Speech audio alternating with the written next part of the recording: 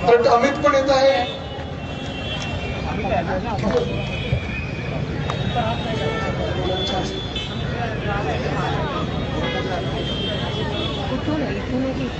येऊ दे अमित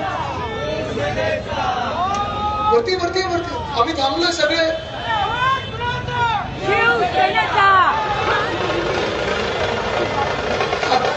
शर्मिला काकी पण आले आहेत. अमित आहे आणि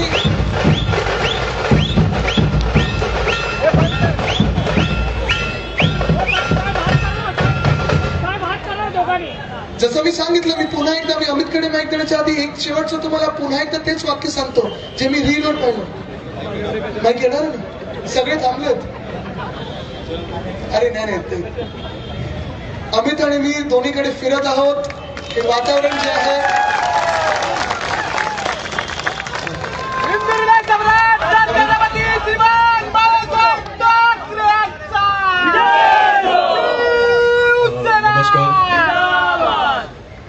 खरं तर मी आदित्यजी नंतर बोलणं योग्य नाही, कारण माझा मोठा भाऊ आहे. नाही पण तरी मी थोडक्यात संपवतो. गेले अनेक दिवस मी मुंबईभर महाराष्ट्रभर फिरतोय. दोन भाऊ एकत्र आल्यानंतर जे वातावरण बघायला मिळालंय असं मी आयुष्यात मी कधी बघितलं नव्हतं, अनुभवलं नव्हतं.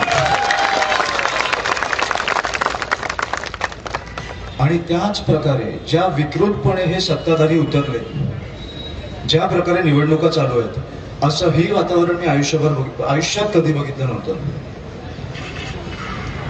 मला वाटतं कुठेतरी हा माज आपल्याला काढायचा आहे.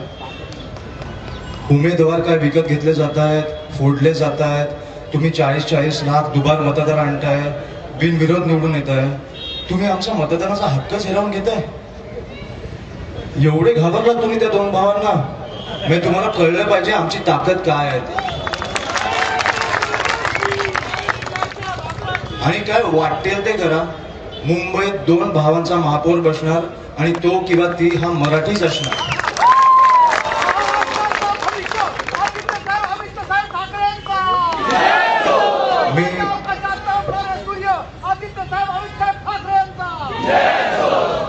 मी तुम्हाला फक्त आज एवढं सांगायला आलोय की उद्याचा सगळ्यात महत्वाचा, परवाचा सगळ्यात महत्वाचा दिवस आहे. सतर्क राहा, कुठेही गाफील राहू नका. आपल्याच रांगेत उभे राहून ते आपल्याच बरोबर मतदान करणारी दुबार